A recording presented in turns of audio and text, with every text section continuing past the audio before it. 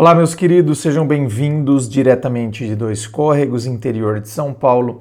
Eu, André Massolini, peço licença para falar com você. Quer vir aqui para o atendimento online, onde a gente vai bater papo, vou mergulhar aí na sua história, para que de fato eu possa entender o que está acontecendo e assim conseguir te ajudar? É só você acessar o meu site www.andremassolini.com.br. Lá você vai ver todas as opções de atendimento, os valores, tudo certinho. Vamos então ao e-mail dele que diz assim: Olá André, tudo bem? Tudo ótimo. Primeiramente queria muito agradecer você por compartilhar excelentes reflexões no seu canal, o que com certeza ajuda muita gente. Gosto muito da dinâmica de compartilhamento de histórias de outras pessoas com suas análises, para que assim a gente possa aprender mais e mais com as histórias dos outros que têm muitos pontos em comuns com a nossa história. Muito obrigado. E aqui venho humildemente contar um relato e pedir um conselho ou ajuda. Tenho uma amiga de alguns anos e sempre foi uma boa amizade. Só que de uns anos para cá está começando a me fazer mais mal do que bem, mesmo sabendo que ela gosta de mim e eu dela como amiga. Essa minha amiga tem alguns problemas de saúde. Faz hemodiálise 3 vezes na semana, diabética desde criança, e sempre dei uma força para ela, até nessa parte da saúde também, além de boas conversas. Acontece que de uns 2 anos para cá, o pai dela também precisou de ajuda por conta de doença, e a família deles, os irmãos dela, são daqueles que postam em suas redes Deus, família, mas no cuidado real deixam muito a desejar. E acabou que ela começou a me pedir ajuda para cuidar do pai dela também, além das ajudas que constantemente dou para ela. Veja bem, meu querido, aí se você vai e ajuda, sabe o que acontece? Você é o bonzinho, e aí que os irmãos vão caindo fora mesmo. A responsabilidade é deles. A responsabilidade é deles. Amores, nós não podemos carregar o que não é carga nossa. Depois a gente se estrupia, fica mal, porque aí o peso vai caindo para nós e o psíquico não aguenta, o físico muitas vezes também não, porque eu tenho que ajudar esse, tenho que ajudar o outro, tenho minha vida, tenho o meu dia a dia também. Então assim, e aí o físico, também o meu físico começa a ficar debilitado. O psíquico começa a deteriorar. E aí, para ajudar o físico, que fisicamente eu já ficaria cansado, o psíquico também tá ruim, começa a ficar zoado, e aí somatiza.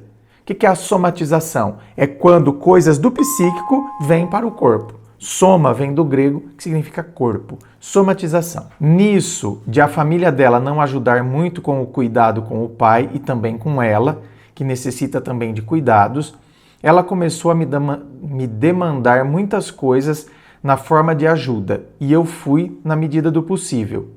E às vezes só impossível também, ajudando. Só que chegou um ponto que ela já não me desejava um bom dia.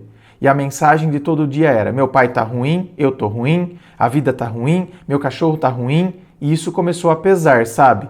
Claro que eu sei. Sempre tentei fazê-la olhar por um lado mais positivo as coisas, e antigamente funcionava. Me considero uma pessoa muito de boa e conseguia levar alegria mesmo em momentos difíceis. Mas de uns 2 anos para cá, com essas demandas e repetitivas reclamações, a minha cabeça começou a doer, e mesmo indo em vários médicos, neurologistas, médicos de coluna cervical, dentre outros, não consegui achar um diagnóstico para essas dores. O que eu falei? O que eu falei de somatização, gente? Olha lá, ó. Aqui, ó. Falei e gastei uma pancada de dinheiro com remédios, exames, consultas, enfim. Mas sempre mantive essa tensão chata na minha face.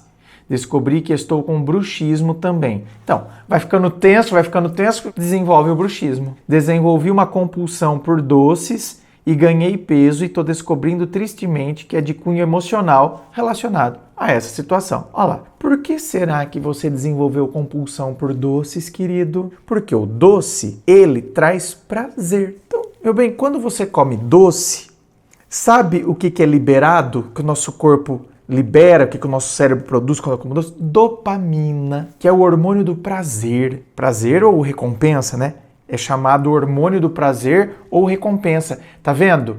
Eu tô ali estressado, né, com tudo isso, não sei o quê, e aí eu tenho uma recompensa. Eu como um doce, eu sinto que vem uma recompensa. Ai, que delícia. Então, tá vendo? Eu estou me recompensando por todo esse estresse que eu tô vivendo. E eu me recompenso como? Comendo doce. Ou seja, bem, vira uma formiga. Porque é tanta situação acontecendo que eu vou ter que comer doce o dia inteiro. Porque quando você come o doce, isso te gera uma sensação de bem-estar.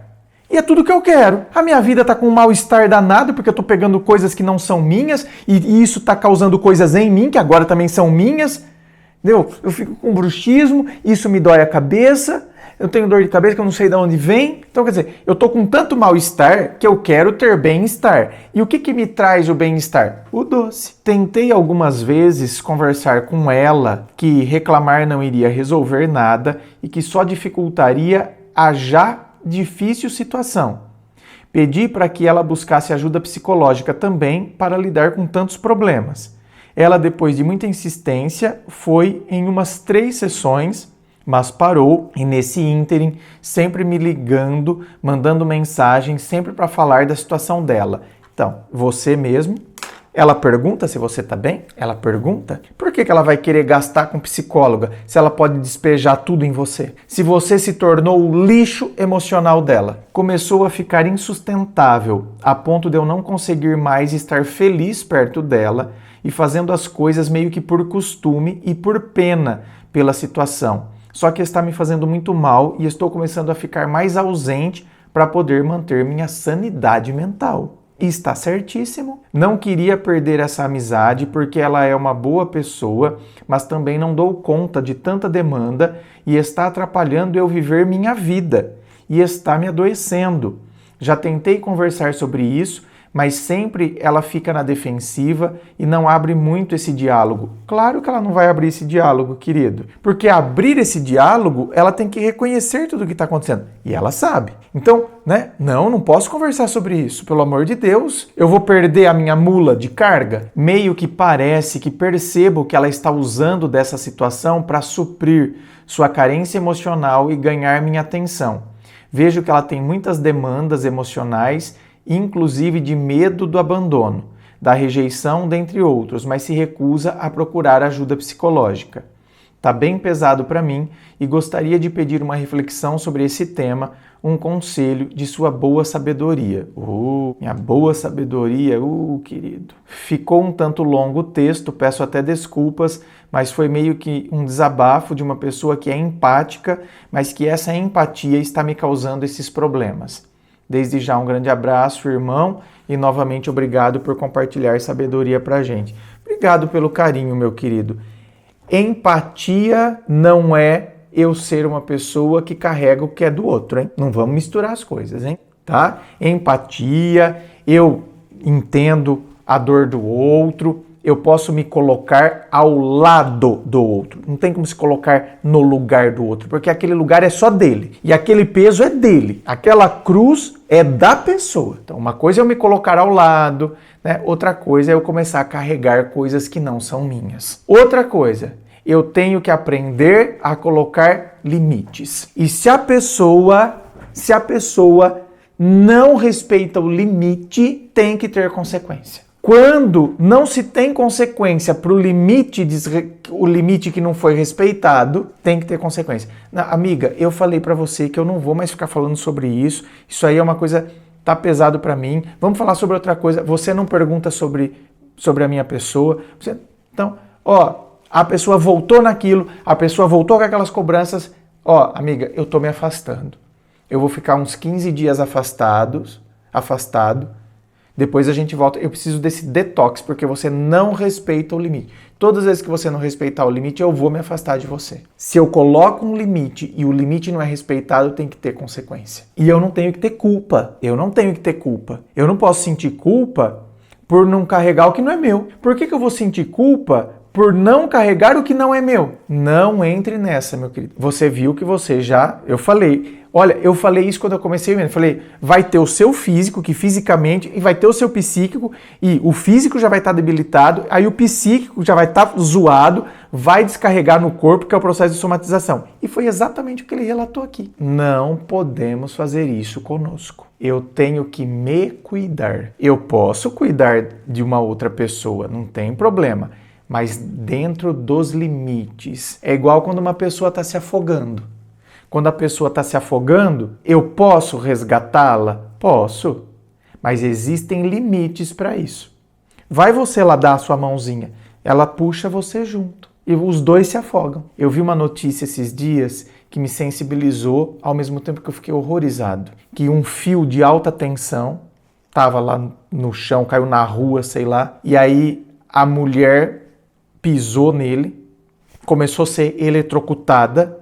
O marido foi salvá-la, eletrocutou junto, os dois caíram já mortos e a criança se aproximou dos pais e foi eletrocutada e morreu também. A criança, judiação, óbvio, né? Assim, ai meu Deus, não gosto nem de pensar, vai. A criança, obviamente, não tinha consciência do que estava acontecendo, mas o marido, por exemplo, na hora do desespero, ele perdeu a consciência, né? De que se eu tocar nela, eu vou ficar eletrocutado também. E eu estou usando esse exemplo para falar o quê? Eu posso ajudar a pessoa? Eu posso, mas existem limites para isso, porque senão eu vou para o buraco. Eu me perco de mim mesmo. Inscreva-se. Eu fico aqui aguardando a sua inscrição. Se você curtiu, dá o seu joinha, compartilha aí com seus amigos. Muito obrigado, beijo no coração e, é claro, um forte abraço.